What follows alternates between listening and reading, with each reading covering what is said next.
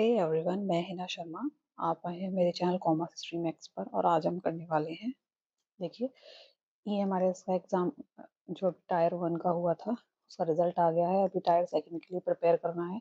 तो आपको पता होना चाहिए कि 40 तो एमसीक्यू आने वाले हैं, सेकंड कहें या मेंस कहें, एंड 60 आपके डिस्क्रिप्टिव आएँगे, है ना? डिस्क्रिप्टिव आएँगे। तो अभी जो ये हम कॉमर्स का पेपर करने वाले हैं, ये 2023 का ईएमआरएस का पेपर है, जो कि आपका 16 दिसंबर में पहली बार ईएमआरएस का पेपर हुआ था।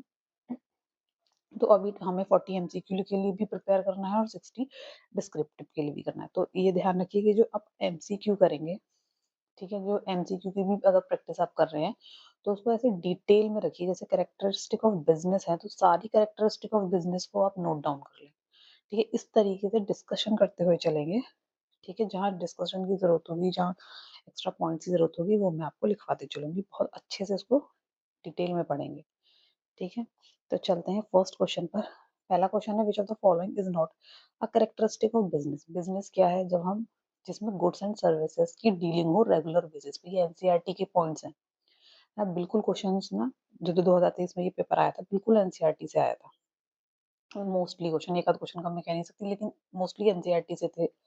और ठीक है, दूसरी बात, पढ़ना क्या है? सिलेबस क्या है? अकाउंट्स प्लस बिज़नेस, ठीक है? ये 2 चीज़ें पढ़नी है, ठीक है? Which of the following is not a characteristic of business? Business कब होता है? अगर आपने कोई टूथपेस्ट आप खरीद के लाए, आपको पसंद नहीं आया, या किसी भी रीज़न से पड़ोसी ने कहा कि हमें दे दो, तुम और ले लेना, तो आपने वो टूथपेस्ट सेल कर दिया, ठीक है? तो उसे बिज़नेस नहीं कहेंगे, क्योंकि वो तो आपने अचानक ओकेजनली किया। रेगुलर बेसिस पे आप ऐसा नहीं करते कि टूथपेस्ट ही बेच दें। तो dealing in goods and services, लेकिन क्या, रेगुलर बेसिस पर, तो वो बिज़नेस का कैरेक्टरिस्टिक है। प्रॉफिट कमाना चाहते हैं, है। एक्जिस्टेंस ऑफ रिस्क भी होता है, क्योंकि कोई चीज़ एक्सपायर हो सकती है, टाइम से नहीं बिकी, खराब हो सकती है, कोई खरीदे ना खरीदे, ठीक है? सर्टेनिटी ऑफ रिटर्न, ये जो मैंने येलो मार्क है ना, ये करेक्ट आंसर्स हैं, लेकिन एक्सप्लेन करते चलेंगे, ठीक है? सर्टेनिटी ऑफ रिटर्न, रिटर्न का क्या मतलब है कि आपने रिटर्न मिलेगा। रिटर्न माने प्रॉफिट आप कह सकते हैं, अगर कॉमन लैंग्वेज में कहें, कि प्रॉफिट होगा ही होगा। ऐसा ज़रूरी नहीं है, हम लॉस में भी जा सकते हैं।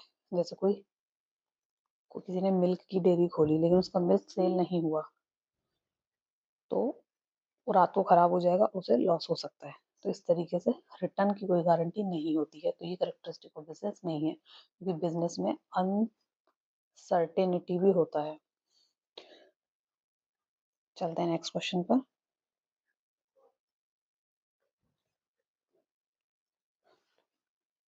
Which of the following is not a limitation of sole proprietorship? Sole proprietorship क्या है? जिसमें होता है आपका सिंगल सेलर, या फिर सिंगल ओनर कह सकते हैं, ठीक है? सिंगल है, वही सारे डिसीजन होगा लेगा, वही मैनेजमेंट है, सारा प्रॉफिट उसी का है। लेकिन उसमें कुछ लिमिटेशंस भी होती हैं, लेकिन लिमिटेशन नहीं है, वो बतानी है, ठीक है? जैसे कि पहला है डायरेक्ट इंसेंटिव, तो सारा जो प्रॉफिट होगा वो उसी को मिलेगा, ये बात तो सही है।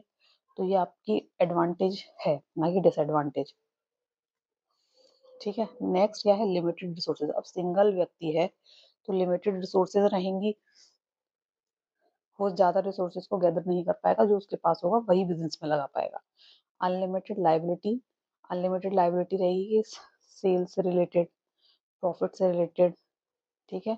रिकॉर्डिंग से रिलेटेड, बाहर आपका प्रमोशन से रिलेटेड, सारे ही डिसीजन उसे खुद लेने हैं, तो उसकी लायबिलिटी क्या हो जाएगी? अनलिमिटेड है। और दूसरा, अगर उसे लॉस होता है, तो उसको सारा ही लॉस अकेले ही फिल करना होगा, या उसको घर की प्रॉपर्टी में उसकी सेल हो सकती है सिंगल सोल प्रोप्राइटर में। Uncertainty life, uncertain life of business concern, business की लाइफ अनसर्टेन हो जाएगी, क्योंकि वो सिंगल व्यक्ति है, और सिंगल व्यक्ति की अगर उसकी डेथ हो जाती है, तो बिजनेस उसका हो जाएगा बंद, क्योंकि दूसरा कोई व्यक्ति था ही नहीं उसे चलाने के लिए, ठीक है? चलते हैं नेक्स्ट क्वेश्चन पर। 53, विच of the following is a limitation of cooperative society? Cooperative society का पहले तो आपको एक्ट पता होना चाहिए, 1912, ठीक है? इसमें लिमिटेशन बतानी। कोऑपरेटिव सोसाइटी क्या होती है? 10 से 12 मेंबर्स का एक ग्रुप होता है, जो एक दूसरे की हेल्प करते हैं, कुछ अमाउंट उसमें फिल करते रहते हैं, जैसे प्रीमियम के तौर पे कुछ डिपॉजिट्स रहते हैं, उन्हें करते रहते हैं, और जब किसी को ज़रूरत होती है, तो उसी पैसे से उसकी मदद कर दी जाती है। ठीक है, तो यहाँ पर जो वोटिंग राइट है वो इक्वल है, बिल्कुल ठीक है। लिमिटेड लाइबिलिटी होती है, पर उतनी ही लाइबिलिटी होती है जितना उसका शेयर होता है। ठीक है, सपोर्ट फ्रॉम गवर्नमेंट, ऐसी कोऑपरेटिव सोसाइटी को गवर्नमेंट से भी सपोर्ट मिलता है, सही बात है। लेकिन गवर्नमेंट का कंट्रोल, ये एक लिमिटेशन बन जाता है। जब गवर्नमेंट का सपोर्ट होगा तो कुछ कंट्रोल भी होगा, तो वो चीज लिमिटेशन हो जाएगी कोऑपरेटिव सोसाइटी के लिए। ठीक है, तो इसका आंसर हो जाएगा 4। नेक्स्ट क्वेश्चन पे चलते हैं।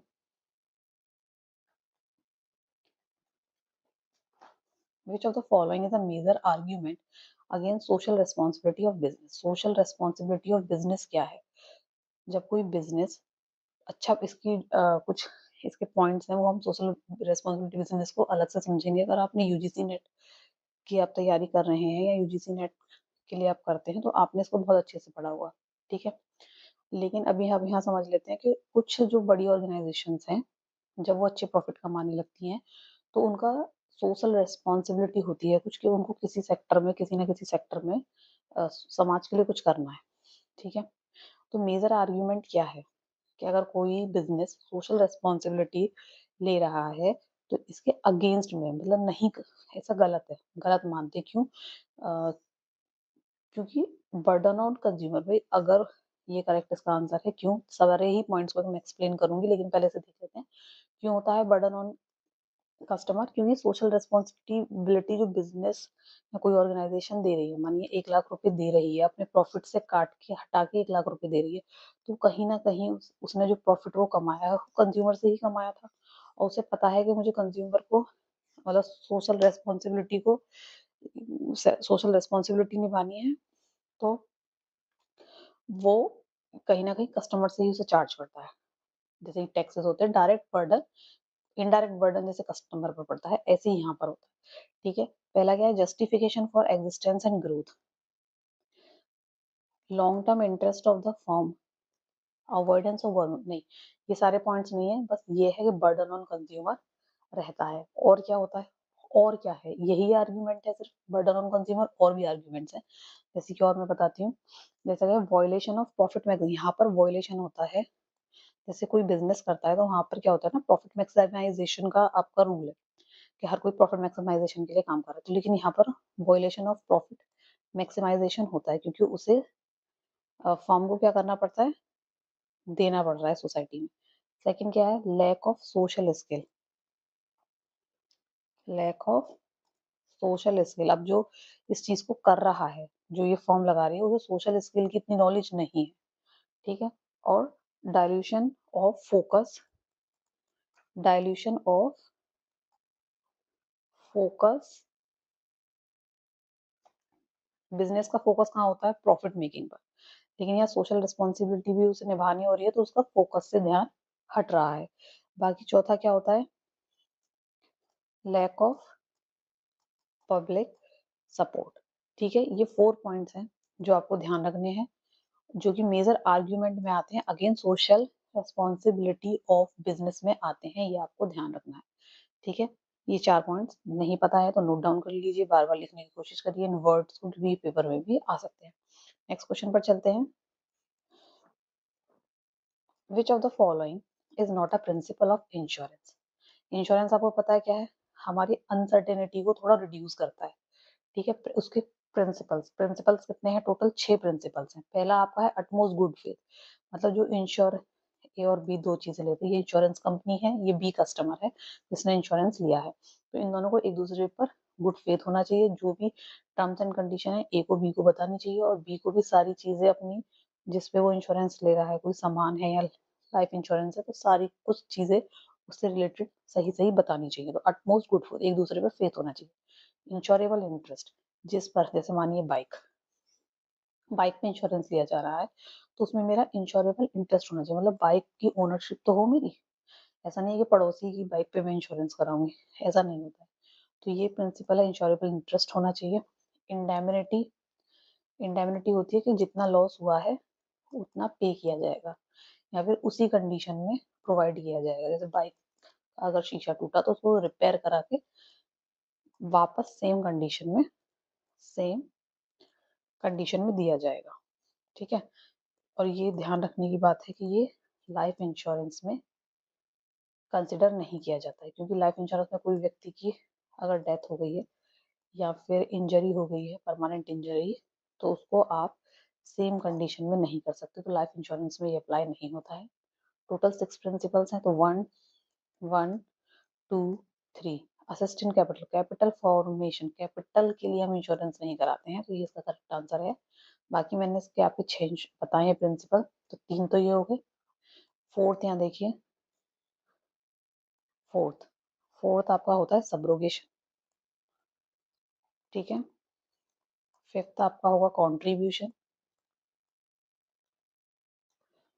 और सिक्स्थ आपका होगा प्रॉक्सिमेट कॉज। सब्रोगेशन में क्या होता है कि ए और बी, जैसा कि मैंने अभी बताया कि ए ने इंश्योरेंस किया था और बी था कस्टमर, तो बी की कोई बाइक चोरी हुई तो ए ने उसे पैसे पे कर दिए, लेकिन उसके बाद क्या होगा, अगर मिल जाती है तो वो इंश्योरेंस कंपनी की होगी, और जैसे जो भी केस लड़ा जाएगा, जैसे थर्ड पार्टी की वजह से हुआ है, तो ये थर्ड पार्टी पे आगे लॉस के लिए चार्ज करेंगे, वो सब्रोगेशन में आता है। कॉन्ट्रीब्यूशन जैसे प्रीमियम, जो मंथली प्रीमियम कंट्रीब्यूशन करना पड़ता है, प्रीमियम देना पड़ता है मंथली ईयरली, जो भी डिसाइड हुआ है। नेक्स्ट है आपका प्रॉक्सिमेट कॉस्ट। प्रॉक्सिमेट कॉस्ट क्या है कि इनके कुछ कॉजेज होते हैं। प्रॉक्सिमेट मतलब नियर बाय, एक तरह प्रॉक्सिमेट का मतलब है नियर बाय, आस पास। तो जो कॉस्ट इनके कॉन्ट्रैक्ट में रहे होंगे उससे रिलेटेड ये देखेंगे कि जो कॉज हुआ है लॉस का, वो इनके रिलेटेड होना चाहिए टर्म्स एंड कंडीशन में, तो उससे जो रिलेटेड रहेगा उसी को ये कंसिडर करके उसे आगे बढ़ाते हैं। नेक्स्ट क्वेश्चन पर चलते हैं। विच of the following is not a function of insurance. Insurance का फंक्शन नहीं है। इंश्योरेंस हमारे लिए क्या करता है? इंश्योरेंस जो करेगा, प्रोवाइडिंग सर्टेनिटी, या फिर हम इसे कह सकते हैं रिड्यूस अनसर्टेनिटी, ठीक है ना। अनसर्टेनिटी को रिड्यूस करता है, रिस्क को शेयर करता है, प्रोटेक्शन देता है, प्रोवाइड सर्टेनिटीज करता है, लेकिन हमें फाइनेंस प्रोवाइड कराने का ये कोई तरीका नहीं है कि हमने फाइनेंस चाहिए था इसलिए हमने इंश्योरेंस कराया, ऐसा नहीं है, ठीक है। ये रिस्क के लिए और अनसर्टेनिटी के लिए होता है, तो इसका करेक्ट आंसर हो जाएगा फोर्थ, ठीक है। नेक्स्ट क्वेश्चन पर चलते हैं।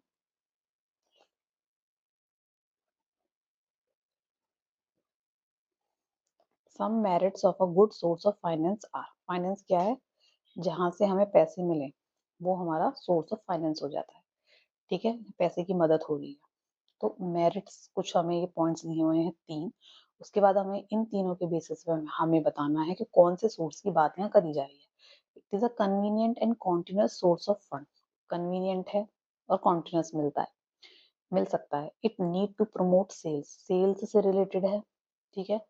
It does not create any charge, कोई चार्ज भी नहीं है, मतलब जैसे कि हमें कॉस्ट ऑफ फाइनेंस हमेशा देना होता है, कुछ ना कुछ कॉस्ट होती है, पर यहाँ पर कॉस्ट भी नहीं हो रही है, कुछ देना भी नहीं पड़ रहा है, तो चार्ज भी नहीं है सेट्स पे या कुछ नहीं देना पड़ रहा है, ठीक है। तो ये हम किसकी बात कर रहे हैं? हम कर रहे हैं ट्रेड क्रेडिट की बात। ट्रेड क्रेडिट क्या होता है? बी टू बी एक तरीके से होता है कि जब हम कोई सामान रिटेलर से या होलसेलर से परचेज कर रहे हैं और उससे हम कहते हैं कि 30 डेज, 60 डेज या 90 डेज बाद हम पैसे देंगे, तो वो मान जाता है, ठीक है। तो 30 डेज के लिए या 60 डेज या 90 डेज के लिए हमें फ्री ऑफ कॉस्ट कुछ फंड की, हम हमारा फंड नहीं गया।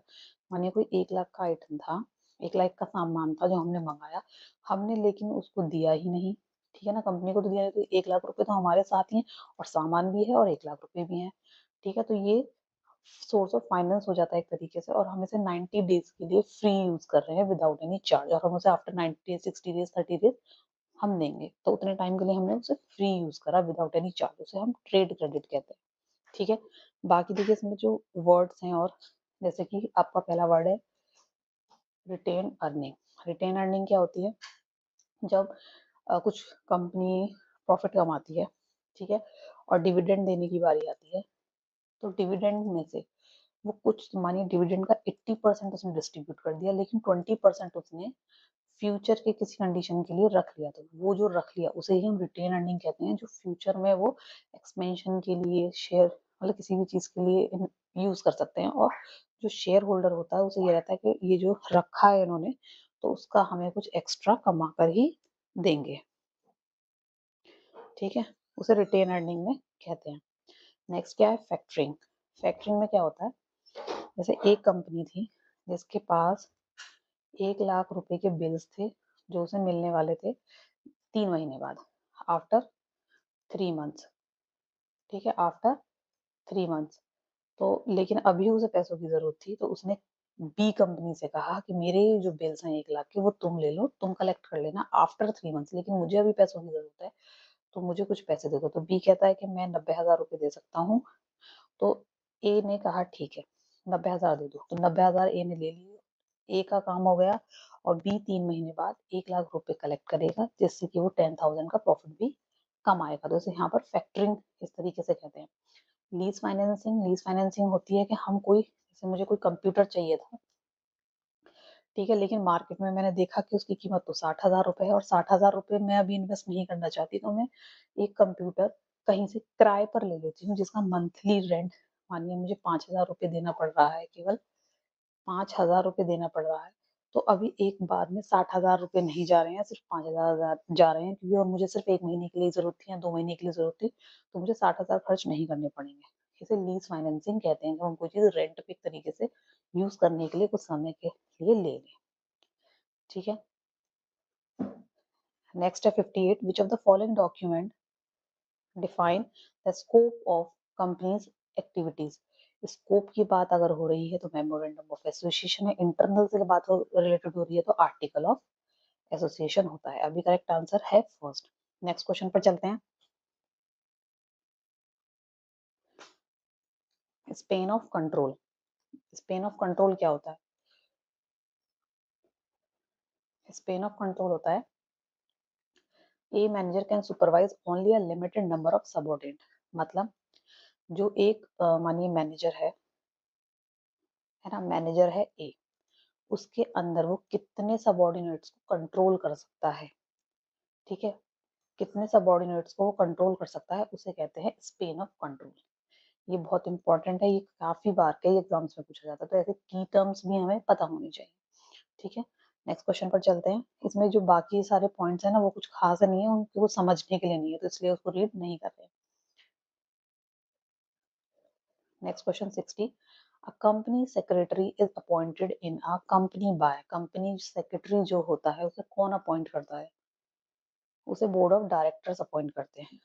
ठीक है, ना कंपनी सेक्रेटरी का इंस्टीट्यूट, ना शेयर होल्डर, ना गवर्नमेंट, उसे बोर्ड ऑफ डायरेक्टर, ज्यादातर बोर्ड कोई भी अपॉइंटमेंट होता है वो बोर्ड ऑफ डायरेक्टर्स होना उसका आंसर मोस्ट यूजुअल होता है।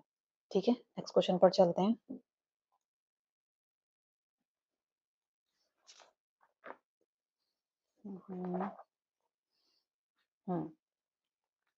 इन a government company the share capital held by the government. Company government है, ठीक है, तो गवर्नमेंट का शेयर कितना होगा? तो जब किसी का मोर देन 51% शेयर होता है, या फिर कहें नॉट लेस देन 51% होता है, तो वो कंपनी उसकी हो जाती है। ठीक है, 51% से ज्यादा शेयर जिसका होता है उसे हम होल्डिंग कंपनी कहते हैं। ठीक है, होल्डिंग, जिसका शेयर होता है उसे होल्डिंग कह देते हैं, और जिसका कम होता है उसे फिर सब्सिडरी कह देते हैं। ठीक है, ये सब्सिडरी और होल्डिंग के डिफरेंस को आपको पता होना चाहिए। नेक्स्ट क्वेश्चन पर चलते हैं। 62, द नीड हायरार्की थ्योरी। सबसे घिसी पिटी थ्योरी, हर पेपर के लिए इंपॉर्टेंट है, यूजीसी तक के लिए इंपॉर्टेंट है।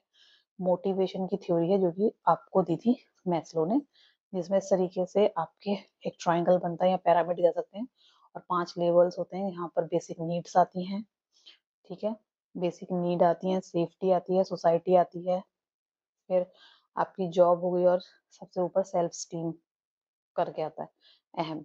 ठीक है, 5 पॉइंट्स होते हैं, तो आपको वो पता होना चाहिए। मोटिवेशनल थ्योरी, सारी आपको मोटिवेशन थ्योरीज की लिस्ट बनानी है और सबको आपको उसके में थोड़ा थोड़ा लिख लेना है, आपको पता होना चाहिए। नेक्स्ट है 63, द एग्रीमेंट ऑफ पार्टनरशिप। जो पार्टनरशिप का एग्रीमेंट होता है वो ओरल होता है, रिटन होता है, या ओरल और रिटन दोनों हो सकता है, must be written on stamp paper. तो उसका करेक्ट आंसर है थर्ड, ओरल भी हो सकता है, रिटन भी हो सकता है।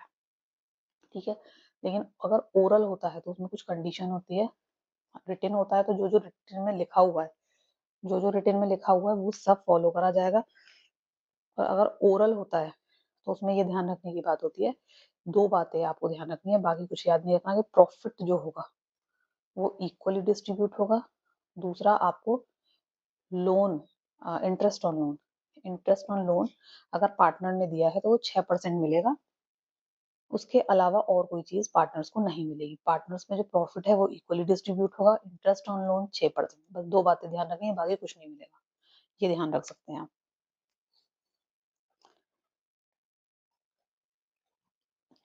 नेक्स्ट क्वेश्चन पर चलते हैं। The interval between 2 annual journal meeting.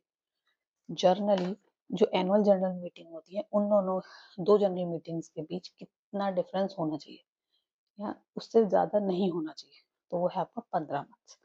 ठीक है, इससे रिलेटेड कुछ 2-4 इंपॉर्टेंट चीजें। जो आपकी सब्सिक्वेंट एनुअल जनरल मीटिंग होगी नेक्स्ट, 1-2 के बीच में मानिए 15 से ज्यादा गैप नहीं होना चाहिए, लेकिन उसके बाद जो होगी नेक्स्ट जो होगी वो आपकी विद इन 6 मंथ होनी चाहिए। क्या, किसकी बात कर रही हूँ? Subsequent annual journal meeting, AGM कह सकते हैं, विद इन 6 मंथ। ठीक है, दूसरी बात आपको क्या याद रखनी है, जो आपकी फर्स्ट एजीएम होती है वो विद इन 9 मंथ्स हो जानी चाहिए। अब इसमें 3 बातें, first AGM with in 9 months, next AGM with in 6 month, और अगर टाइम खिंच रहा है दोनों के बीच तो 15 मंथ से ज्यादा नहीं होना चाहिए। ठीक है, ये 3 बातें आपको इस क्वेश्चन से रिलेटेड ध्यान रखनी है। नेक्स्ट क्वेश्चन पर चलते हैं। Which of the following is not a type of study in scientific management? पहला वर्ड साइंटिफिक मैनेजमेंट।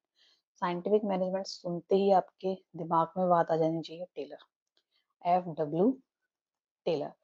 ठीक है, साइंटिफिक मैनेजमेंट के फादर कह सकते हैं FW टेलर। इन्होंने 4 स्टडी दी थी, टाइम स्टडी है, मेथड स्टडी है, मोशन स्टडी है, और चौथी है आपकी फटीग स्टडी। ठीक है ना, ये 4 स्टडी की बात करी है जो हमारी लेबर काम करती है, तो उससे रिलेटेड आपको टाइम स्टडी करनी है, उनके मेथड की, उनके मोशन की। मोशन माने कि कितनी बार वो रेस्ट ले रहे हैं, वॉशरूम जा रहे हैं या बैठ रहे हैं क्या, और फटीग थकान से रिलेटेड, कितनी देर में उन्हें थकान हो रही है, कितना रेस्ट देना है। तो ये 4 स्टडी करनी है। रिसर्च स्टडी के बारे में उन्होंने बात नहीं की है, तो यही इसका करेक्ट आंसर है, क्योंकि हमसे नॉट पूछा है। ठीक है, नेक्स्ट क्वेश्चन पर चलते हैं। 66, director of a public company are elected bye.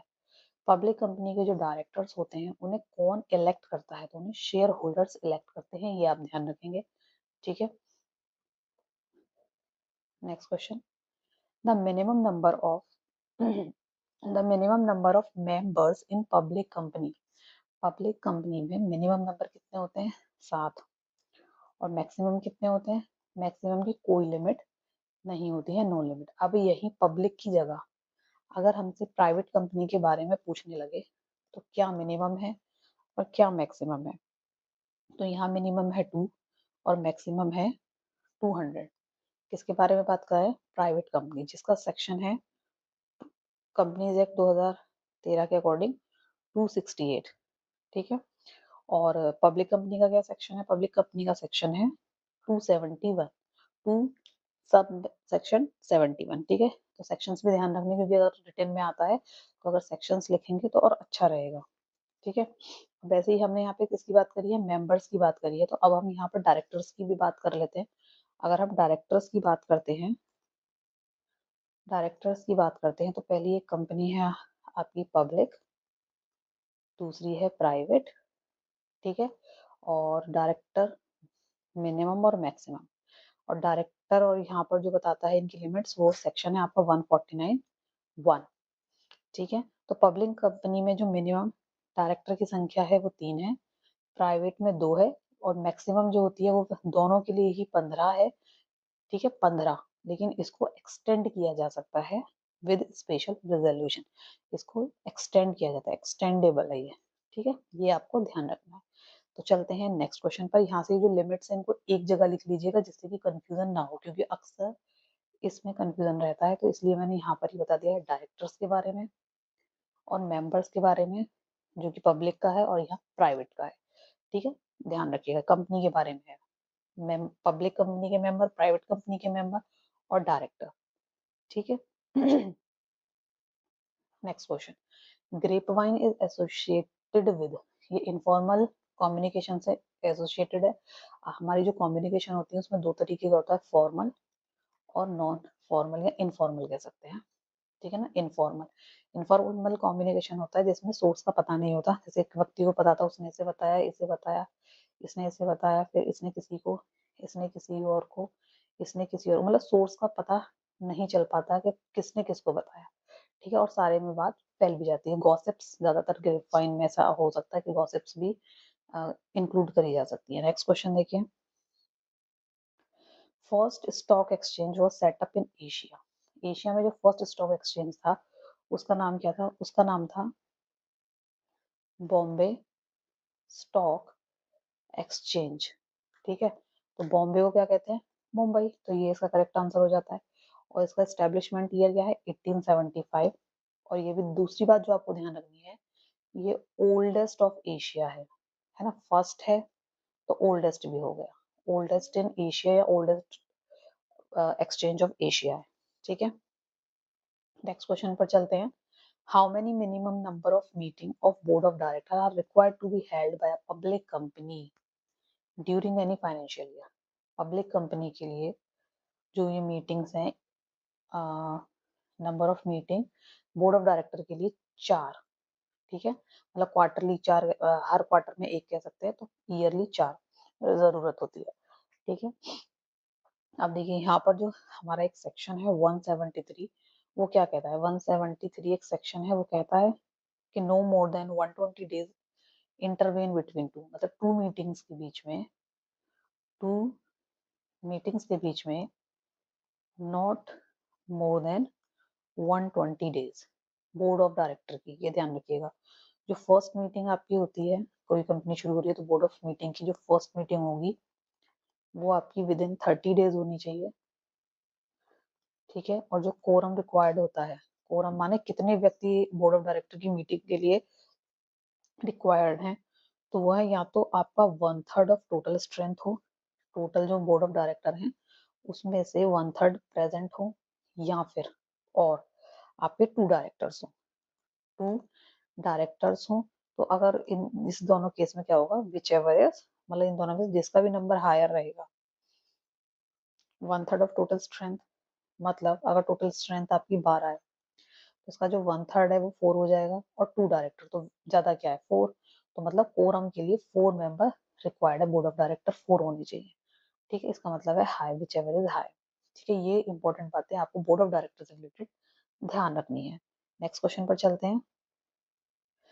World Bank began its operation इन,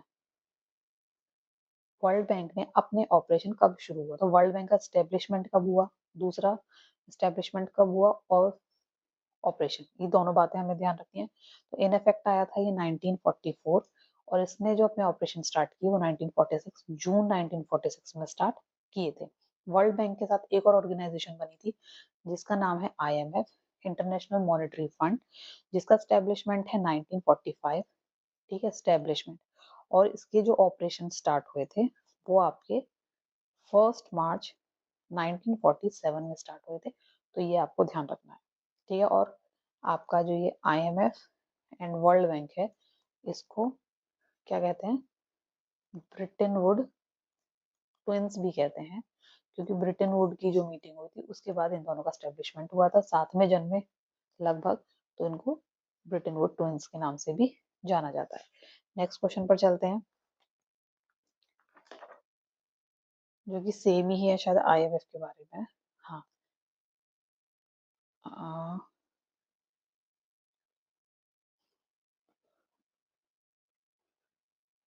कहाँ चला गया? वर्ल्ड बैंक हो गया। नेक्स्ट है 72, which source of business finance provide benefit in tax? ये ध्यान रखिएगा, जब हम डिवेंचर्स पर या फिर किसी भी डेट पर जो इंटरेस्ट अगर पे कर रहे हैं तो उससे हमें टैक्स में थोड़ी रिबेट मिलती है, तो इसलिए इसका आंसर डिवेंचर्स हो जाए। इक्विटी प्रेफरेंस रिटर्न में हमें कोई बेनिफिट इन टैक्स नहीं है, टैक्स पे करना पड़ता है, ठीक है। Next question, international monetary fund ने अपना ऑपरेशन कब स्टार्ट किया था इन वॉशिंगटन DC? ध्यान रखिए IMF का हेडक्वार्टर वॉशिंगटन DC, मार्च 1 1947 अभी जो बताया और उसके बारे में अभी समझाया। और इसका जो एस्टेब्लिशमेंट है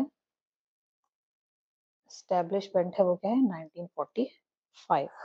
ठीक है, ये ध्यान रखिएगा। वर्ल्ड बैंक का 1944। Next question, the minimum amount that can be remitted through RTGS, real time gross settlement. मतलब जब हम फंड ट्रांसफर करते हैं, अगर आप फोन नेट बैंकिंग वगैरह यूज करते हैं तो आपको पता होगा, एक आपका होता है आरटीजीएस, एक है आपका एनईएफटी, एक है आपका आईएमपीएस। ठीक है, तो आरटीजीएस इन तीनों के तरीके से ही हम किस लिए यूज होते हैं, फंड ट्रांसफर के लिए यूज होते हैं। तो जो आरटीजीएस है वो मोर देन 2 लाख अमाउंट के लिए होता है। ये दोनों छोटी अमाउंट्स के लिए भी हो सकते हैं। ठीक है, एनईएफटी और आईएमपीएस। ठीक है, एनईएफटी में कुछ टाइम लगता है, स्लॉट में जाते हैं पेमेंट्स, और आईएमपीएस में इमीडिएट पेमेंट होता है। बस ये आपको ध्यान रखना है, इनकी फुल फॉर्म वगैरह सब आपको नोट डाउन करके रखनी है। नेक्स्ट क्वेश्चन पर चलते हैं 75। Which of the following is the oldest form of organising public sector enterprises. Oldest form है ऑर्गेनाइजिंग पब्लिक सेक्टर, मतलब पब्लिक सेक्टर का ज्यादा ध्यान रखना कि पब्लिक सेक्टर का ओल्डेस्ट फॉर्म है। तो इसका आंसर है डिपार्टमेंटल अंडरटेकिंग। एनसीईआरटी से है, सेम एनसीईआरटी में लिखा हुआ है। ठीक है ना, यही सब सेम एनसीईआरटी में लिखा हुआ है। लेकिन अगर क्वेश्चन हमसे यही सेम क्वेश्चन आपको थ्योरी में आ जाए कि कैसे, या क्या इसके बारे में आप हाईलाइट करना चाहेंगे कि डिपार्टमेंटल स्टोर ओल्डेस्ट है पब्लिक सेक्टर का कैसे, तो आपको पता होना चाहिए पहला ही बात तो, इसका जो मैनेजमेंट है वो डायरेक्टली गवर्नमेंट से है। इसकी जो फाइनेंसिंग है, जो फंड आता है और जाता है, सब गवर्नमेंट से ही आता है और प्रॉफिट गवर्नमेंट को ही जाती है। ठीक है, और जो इसका स्ट्रिक्ट सीक्रेसी है, मतलब इसकी डॉक्यूमेंट्स वगैरह बाहर नहीं जा सकते हैं। कंट्रोल भी क्या है, स्ट्रिक्ट है, गवर्नमेंट का है।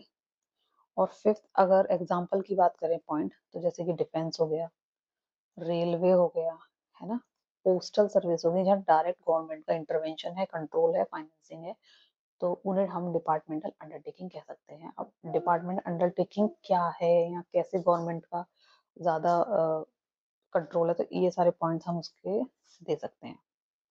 ठीक है, नेक्स्ट क्वेश्चन पर चलते हैं। फंक्शनल फोरमैनशिप किसने दिया है, एफ डब्ल्यू टेलर ने दिया है। लेकिन फंक्शनल फोरमैनशिप में वो किसकी बातें करते हैं, वो बात करते हैं आपकी, इन्होंने दो पार्ट्स यहाँ किए। पहला है आपका प्लानिंग, हाँ, पहला है आपका प्लानिंग और आपका दूसरा है प्रोडक्शन। प्लानिंग और प्रोडक्शन में इन्होंने क्या करा, किसी भी कंपनी को इन्होंने दो डिपार्टमेंट्स में डिवाइड करा, एक तो प्लानिंग और प्रोडक्शन। तो प्लानिंग में ये नाम आपको ध्यान रखने हैं, एमसीक्यू में बहुत पूछे जाते हैं। प्लानिंग में क्या कौन कौन आते हैं, प्लानिंग में आपका एक रूट क्लर्क आता है ना, एक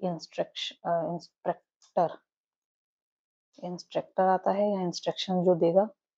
ठीक है, इंस्ट्रक्शन कार्ड क्लर्क कहते हैं उसे पूरा, पहला, दूसरा, एंड अब थर्ड होगा आपका टाइम एंड कॉस्ट क्लर्क।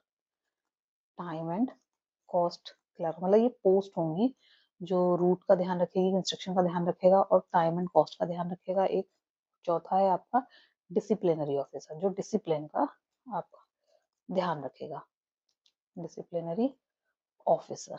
ठीक है, और जो प्रोडक्शन है, उस प्रोडक्शन में भी ऐसी तरीके से है। तो सबसे पहले आपका होता है गैंग बॉस, फिर होता है स्पीड बॉस, एंड आपका थर्ड है रिपेयर बॉस, और आपका एक हो गया इंस्पेक्टर, जो इंस्पेक्शन करेगा। तो जो गैंग बॉस है, इससे बड़ा क्वेश्चन पूछा जाता है, गैंग बॉस क्या करता है कि सारी चीजों को एक जगह रखने का काम है इसका, मतलब अरेंज करना, सारी चीजों को एक जगह अरेंज करना, जिससे कि लेबर अच्छे से काम कर सके। वो गैंग बॉस है, सब कुछ अरेंज करना कि वहाँ अगर कोई मशीनरी है तो मशीनरी से रिलेटेड टूल्स जो उसमें यूज, वो सब चीजें वहाँ होनी चाहिए, जैसे कि लेबर इधर उधर परेशान ना हो और काम टाइम से चालू हो सके और एफिशिएंसी से हो सके, उसे गैंग बॉस कहते हैं। ठीक है, नेक्स्ट क्वेश्चन पर चलते हैं। The maximum period for which a commercial paper can be issued, commercial paper का टाइम ड्यूरेशन मैक्सिमम कितना है, तो मैक्सिमम है 12 मंथ। इसी के साथ हमें पता होना चाहिए कि मिनिमम कितना है, मिनिमम है 7 डेज, कमर्शियल पेपर क्या है? कमर्शियल पेपर है आपका फाइनेंशियल मनी मार्केट। मार्केट होती है दो, कैपिटल मार्केट और मनी मार्केट। तो ये मनी मार्केट का इंस्ट्रूमेंट है। क्या है? मनी मार्केट का इंस्ट्रूमेंट है, मतलब कुछ हमें फंड रेज करना है तो हम कर सकते हैं। और मनी मार्केट में ज्यादातर लेस देन 1 ईयर के अंडर वाले होते हैं, ये शॉर्ट टर्म के लिए होते हैं।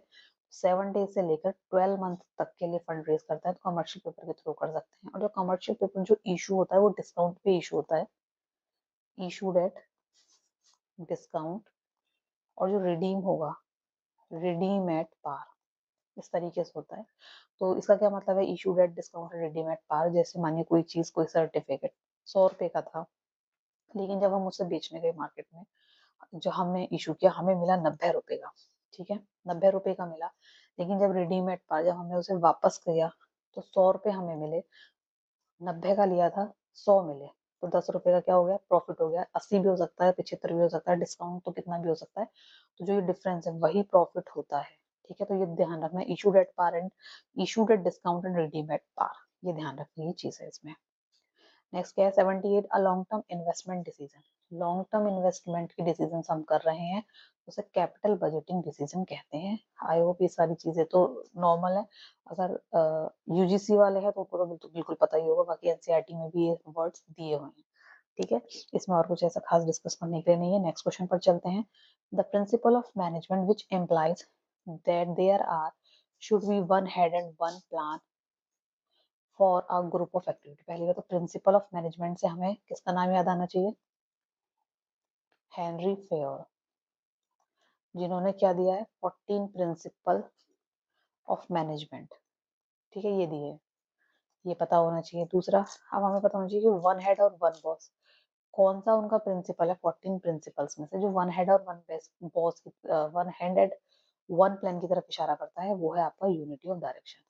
दो पॉइंट्स हैं जो मैं आपको यहाँ समझाना चाहूंगी, unity of direction and unity of command. इसके ही कीवर्ड्स बार बार पूछे जाते हैं घुमा घुमा के। जैसे कि ये वाला one head and one plan, तो आपका यूनिटी ऑफ डायरेक्शन से रिलेटेड है। और कौन से वर्ड्स हैं, तो देखिए, अगर हम इसी की बात करूँ अभी यूनिटी ऑफ डायरेक्शन की, तो एक और है जो कि है आपका यूनिफाइड गोल। अगर वर्ड आ जाए यूनिफाइड गोल या यूनिफाइड ऑब्जेक्टिव, तो फिर से हम दोबारा यूनिटी ऑफ डायरेक्शन की बात कर रहे हैं। या फिर आ जाए स्ट्रेटेजिक स्ट्रेटेजिक यूनिटी आ जाए, तो भी हम यूनिटी ऑफ डायरेक्शन की बात कर रहे हैं। अगर यूनिटी ऑफ कमांड से रिलेटेड पूछेगा तो कौन से वर्ड्स हो सकते हैं, यहाँ पर हो सकता है जो ध्यान रखने का, वन सबऑर्डिनेट वन बॉस। ठीक है ना, तो जो कमांड होती है ना, एक सबऑर्डिनेट का एक बॉस होना चाहिए। ठीक है, बी है, बी को ए ऑर्डर करता है, तो एक सबऑर्डिनेट, ऐसा नहीं है कि सी बी सी को ऑर्डर कर रहा है, ए बी सी को ऑर्डर कर रहा है, डी बी सी को ऑर्डर कर रहा है। तो सबऑर्डिनेट का एक बॉस होना चाहिए, ये यूनिटी ऑफ कमांड कहता है। ठीक है, और क्या कह सकता है, वन सबऑर्डिनेट वन बॉस। और क्या है इसका, पहला तो ये हो गया। दूसरा हो सकता है सिंगल चेन ऑफ कमांड, है ना, single chain of command. Third क्या हो सकता है, हायरार्कियल ऑर्डर कह सकते हैं, स्ट्रक्चरल ऑर्डर कह सकते हैं, या फिर यूनिटी ऑफ अथॉरिटी भी कह सकते हैं, यूनिटी ऑफ अथॉरिटी। चलते हैं नेक्स्ट क्वेश्चन पर। First mutual fund scheme in India was introduced by, किसने इंट्रोड्यूस करी, यूनिटी ट्रस्ट ऑफ इंडिया ने इंट्रोड्यूस करी। यूनिटी ट्रस्ट ऑफ इंडिया कब आया था, 1963 में आया है। लेकिन इन्होंने जो म्यूचुअल फंड की स्कीम थी वो कब लॉन्च करी, 1964 में लॉन्च करी। जो इंपॉर्टेंट बातें आपको रिलेटेड पता होनी चाहिए। और क्या पता होना चाहिए, unity of trust of India जब आया था पहले, तो इसको आरबीआई के द्वारा रेगुलेट किया जाता था। लेकिन अभी आफ्टर 2003 2003 के बाद ये सेबी के अंडर आता है, सेबी इसे रेगुलेट करता है। ये सारी चीजें आपको पता होनी चाहिए। 1963 में जब ये बना था, तो कैसे बना था, by an act of parliament.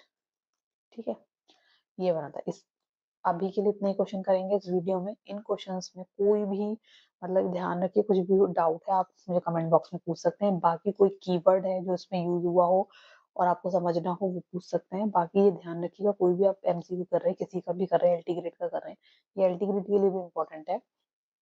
तो जो भी ऑप्शंस है, ऑप्शंस के जो भी मतलब कीवर्ड्स है वो उनके बारे में आपको सब क्लियरिटी होनी चाहिए। नहीं हो रही है तो गूगल यूज करिए, देखिए, पूछिए, टेलीग्राम पे पूछिए मेरे से। टेलीग्राम चैनल है मेरा कॉमर्स स्ट्रीम एक्स, ठीक है, विदाउट एनी स्पेस, स्पेस नहीं है यहाँ पर, कॉमर्स स्ट्रीम एक्स, वहां पर ज्वाइन करिए। वहां आप मुझे पूछिए, कुछ पूछना है तो मैं वहां पर आपकी हेल्प कर सकती हूँ, ठीक है। आज के लिए इतना ही, फिर नेक्स्ट वीडियो में मिलेंगे और क्वेश्चंस करेंगे। Thank you.